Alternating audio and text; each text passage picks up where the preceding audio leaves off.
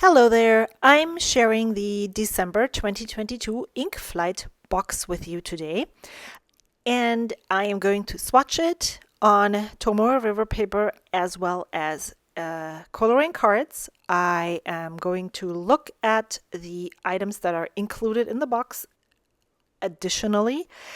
And then at the end, I am going to find inks in my stash that look very similar to the ones from the box.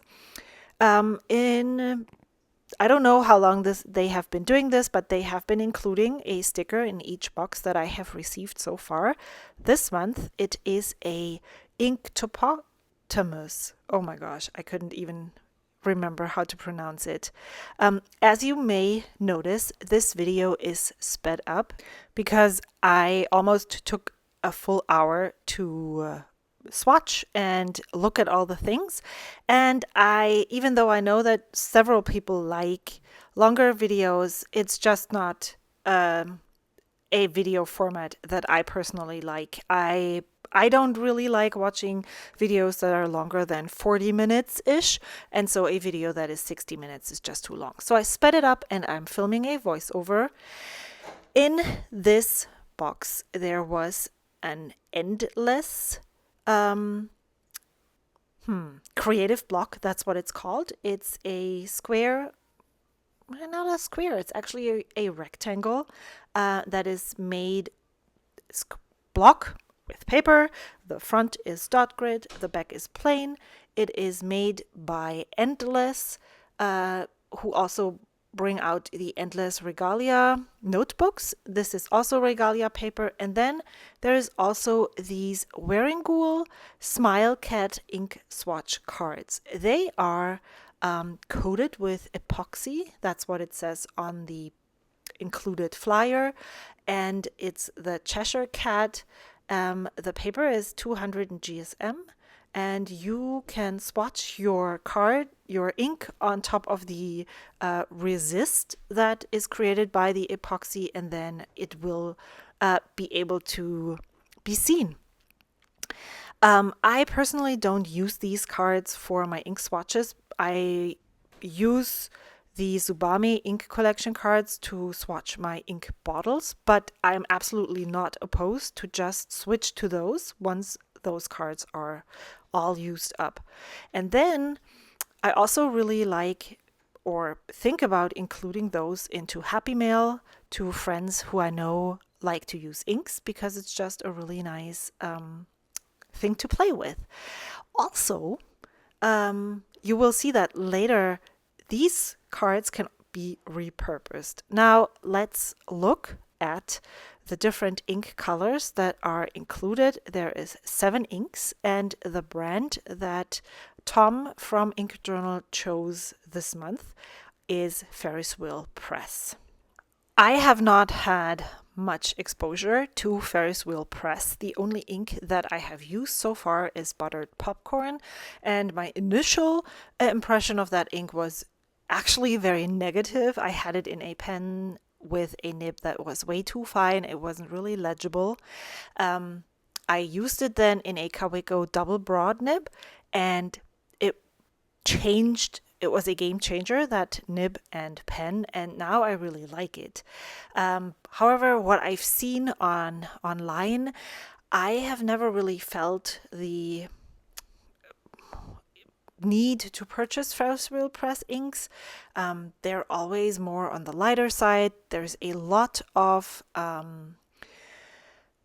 glitter, which is not really my thing, or I'm not really drawn to glitter inks or shimmer inks. And so I have resisted the urge to purchase any Ferris Wheel Press inks.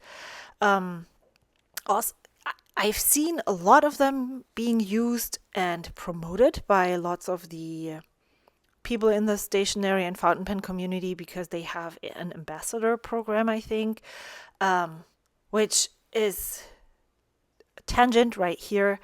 When there's too many people being ambassadors for a company, that actually puts me off that brand a little bit, because I'm like constantly exposed to promotion, and I don't know. that just, ugh, I don't like that a lot. So this is a red ink. The first one that was on the sheet is the Velvet Ballet.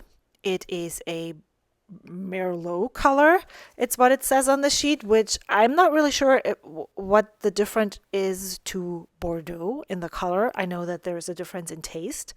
And then it has a metallic sparkle. This color has a warm and glamorous appeal.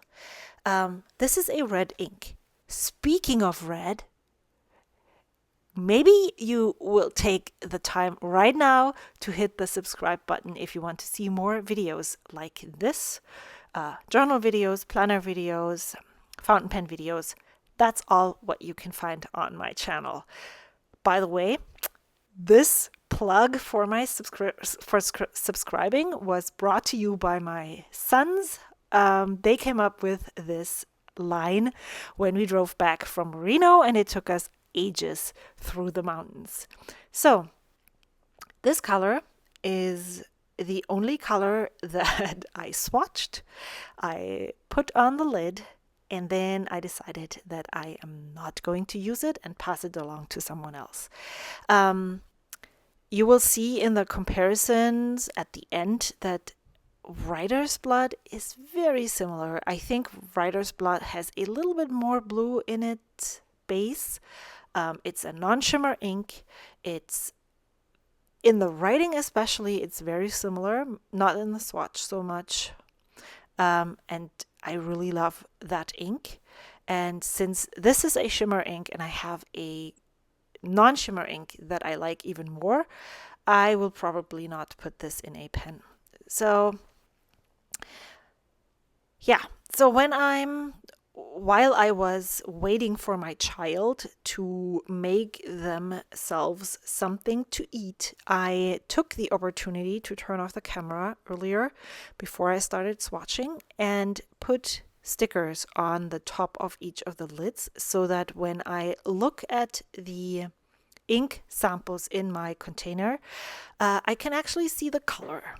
And I really love that. I don't use any pre-made stickers. I often use sticker paper to print stickers, and there's so much unused sticker paper that I just use the leftovers and punch a little heart shape. At first I cut rectangles, and then I realized, oh, I have this heart punch.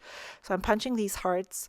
It's really hard to peel off the backing of these teeny tiny little scraps of stickers, but once you sat there for half an hour and peeled off these 7 sticker backings, then it works really, really well. The second color in this, in these 7 Inkflight inks is Spruce County Post. When I swatched it and I talked about it on video, I was not really a fan of this color. It's a dark green. It feels very Christmassy, just like the Velvet Ballet actually. I find it a very subdued Christmas colors. I could imagine a country style kitchen being decorated like this. And if you know me, just look at my jacket. It's bright orange. These are colors that I'm not naturally drawn to. However, once the color is dry, it changes a lot. And I have recently been very drawn to colors that appear almost black in writing, but actually are not. And this is one of those colors. And you will see later when it's drier, how the color swatch changes. It comes out much more dusty and blue.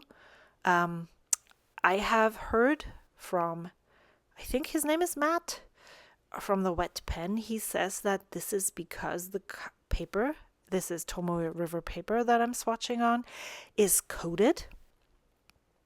I have no idea if that's correct or not. It makes sense to me, and so I assume that that's the reason why this happens.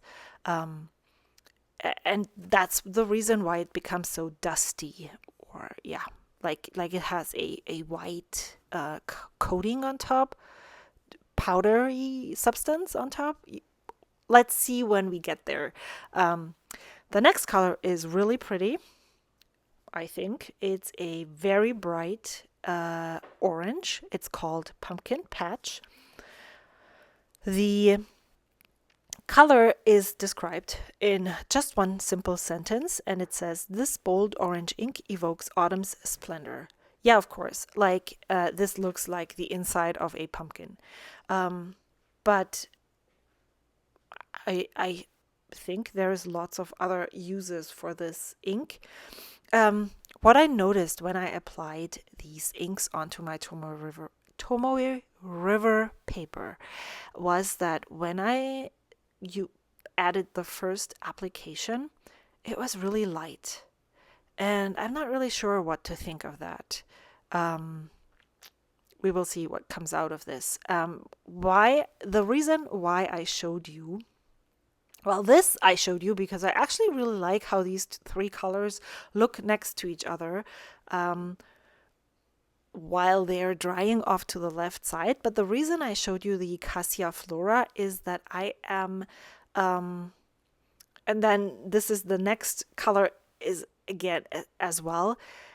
I have a love-hate relationship with these lighter colors.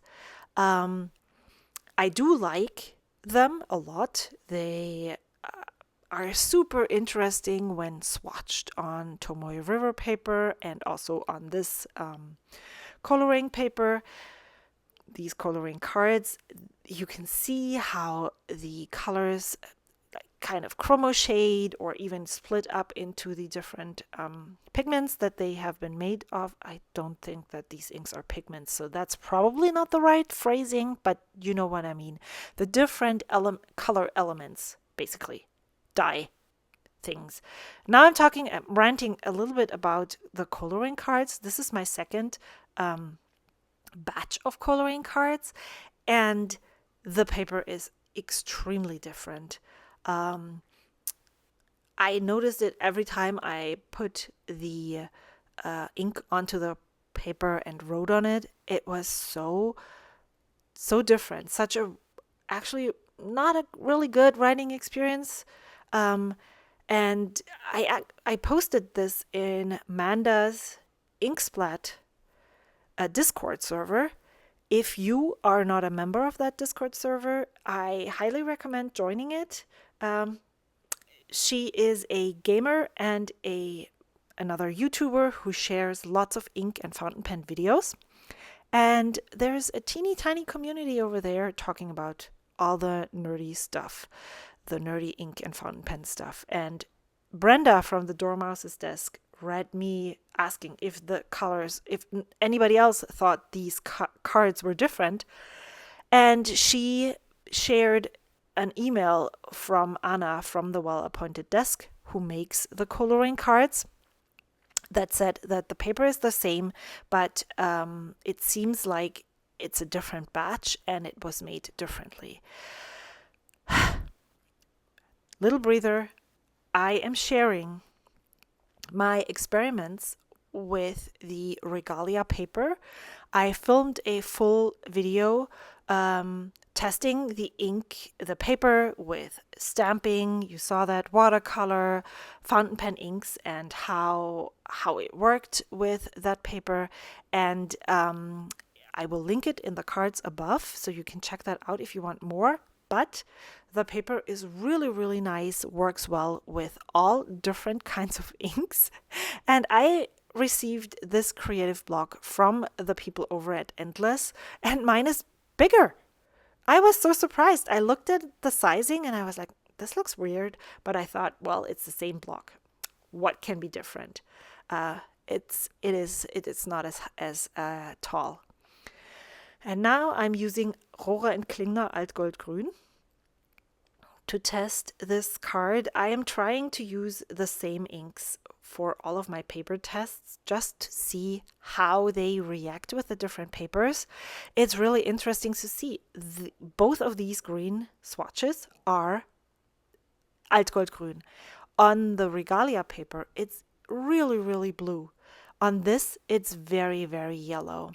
Um, and I thought these would also be really great placeholder cards, like when you have a dinner where you invite people maybe and you want to make place cards, you could do that too and just put the name on the bottom right over there.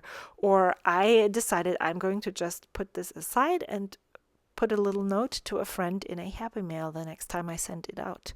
So yeah, these are very versatile. You do not have to use them as ink cards, like swatch cards. You could use them just the way I talked about earlier. And then before I talk about the next ink that I'm swatching right now, I am going to tell you or finish the thought that I had started earlier with the dark and light inks. I journal a lot in bad lighting. So it's dark. Maybe I have the light from the TV screen and a backlight somewhere because my family is watching TV and we're all sitting in the family room and I am journaling, long form journaling. And some of the lighter inks I can't really decipher once I put them down. It's really hard to see what I'm writing. But some of the lighter inks I can read. For example, the Cassia Flora from Krishna. So that's something that is very interesting. And also some aren't legible in any lighting. And so that's something I really want to figure out how that is going to work. And then this ink that I'm swatching right here is Ferris Wheel Press Peter Moss. I have heard about this ink through the Ginger Ninja here on YouTube. She talked about this ink a lot. She likes using it for journaling. It's described as what does it say? Released in fall 2021, this olive green ink has a hint of black sheen. I don't really see that on my swatch, actually, when I look at it right now. When I think of an olive ink, then the ink that comes to mind is Rohre and Klingner Altgoldgrün. That's definitely not it. It's very different, but it's really, really pretty. I can't wait to get this ink into a pen.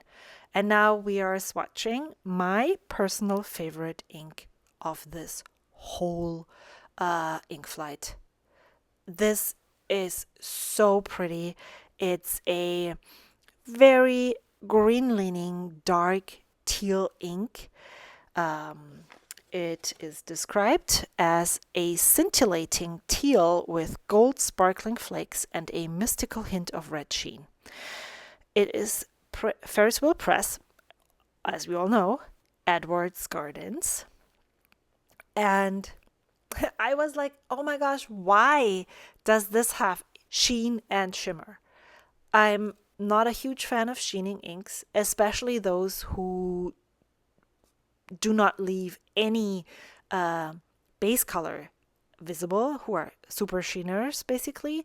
And I like shimmer, but it's not a necessity for me. It kind of distracts sometimes from the base color as well. But on this swatch, I can live with it. But you will see and find out what I realize when I do color comparisons. So yes, this ink is my favorite of this whole batch. The second favorite, for sure, or maybe tied on the second, is Peter Moss and the ink that I'm swatching right now, which is Stroke of Midnight. Again, this is a shimmer ink. It's Ring in the New Year with this shimmering opalescent midnight blue ink. It's an ink that I see how light the first application is. Do you have an explanation for this? I'm really puzzled because I don't remember this happening previously when I did ink swatches. It happened last month as well. And I'm wondering, maybe it's maybe I changed my cotton swabs. I did. Maybe that's the reason why this happens, but it feels weird. So please tell me, this is not an ink that I would normally use or gravitate towards. It's a dark blue color, but this is really drawing me in, and I actually don't know why, but I would love to use this in a pen. Which is just putting it out there. Tastes change, for real. I can tell that right now by the way I started out 2022 with the inks that I liked, the inks that I put in my pens, and the inks that I'm drawn to right now is completely different. And I'm really glad about that, because now I get to use some of the inks that I maybe didn't want to use in the beginning of the year. And now I'm really drawn to those. I'm really curious to see what this is going to be like in half a year from now. Look at how different this Spruce County Post is. Yeah, it changed colors completely. And then another one of those. These all look really lovely. I would love to put them into pens. Oh, these four, and then the Edwards Garden too. I don't know. All of them are really lovely. The Velvet Ballet fits into this color palette, but again, I wouldn't really use it. And now I'm looking through my coloring cards, which just recently I sorted them all by color. Previously, I had them by maker, by brand. That's not really how I look for the colors. I look through the greens, and so this is much easier for me now. So let's look at the Tomoe River paper swatches one more time. Spruce County Post changed a lot. The Ferris wheel press is very light. Well, all of them are Ferris wheel press. The pumpkin patch, as well as the Little Robinia. I think I never said the name. Sorry about that. The purple ink is Little Robinia. The Edwards Garden swatch looks really lovely. There is not a lot of shimmer. There is not a lot of sheen. And the Stroke of Midnight is stunning. So for Little Robinia, I have not found anything that is even remotely close. The only light purple that I have in my stash is Sailor Shikiori Yozakura, but that is a lot more red than this Little Robinia ink. Then for Velvet Ballet, I'm showing you the shimmer here again. I'm not going to keep that sample, because as you can clearly see, the writer's blood is so close, especially in the writing. As I said, I think it has a tiny smidge more blue, but that's about it. Then we have Octopus Fluids Weinrot, that was in last month's ink flight, very close. Jayabin Rouge Grenade is similar, but not same. Then Manyo Ume is a bit more brown and has a sheen. Then we have the Robert Oster Warm Old Book Smell. It's also not very close. And then Diamond All the Best, which I really don't know what color that actually is supposed to be. It's a shimmer and a sheener. It's probably more pink, but it's also similar, especially when in writing. Then Edwards Garden. Look at Diamine Yuletide from last year's ink flight. Not ink flight, ink vent. It's basically the exact same color, just without the sheen and without the shimmer. So what more do I want? For the olive inks, the only ones that I have is Altgoldgrün and Tea Time. Altgoldgrün from Rohrer and Klingner, and Tea Time from Robert Oster. Peter Moss is the darkest of these three. They are similar, but not the same. Then Pumpkin Patch is in the swatch. It's very orangey, but the writing is also very light and closer to a buttered popcorn than I thought. It's still a bit more orangey than buttered popcorn for sure. But then we have Octopus Fluids Orange.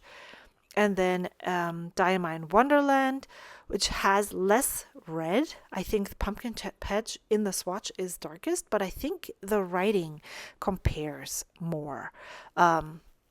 So that one you could use as well. And then Spruce County Post, I do have similar colors or similar inks. I think the Diamine Black Ivy is actually the closest in the base color, but that one is a super sheener and I don't like it at all. I pulled out Velvet Storm from Robert Oster. Even though the base color is different, I just wanted to show you how similar they are in their appearance. They appear black-ish in writing. Just when you look a little bit closer, then you can see that it is not black. That's exactly what I like about these inks. And so maybe, even though I was very opposed to that ink in the beginning, it's grown on me and I really want to see how it looks in a pen.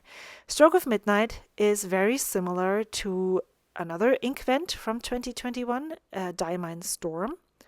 Diamine Storm has gold shimmer and looks actually really close. I think the base color is just a smidgen off. And then J. Urban Bleu de Profondeur is also very dark blue. However, it's more of a ultramarine blue, I think. Is that what you call it? Then this one, this is more a blue-black. So that's all there is to say. If you received the Ink Flight box, I would love to hear your thoughts on the inks. I would love to hear your thoughts on what was included in the box. Did you like it? Did you not like it? If you're not subscribed, if they have leftover boxes, is this one that you are going to get? Let me know your thoughts. Which one was your favorite of these? I think Edward's Garden is taking the crown here, closely followed by Peter Moss and Stroke of Midnight. I can't wait to get those into a pen. Bye! Thanks for watching.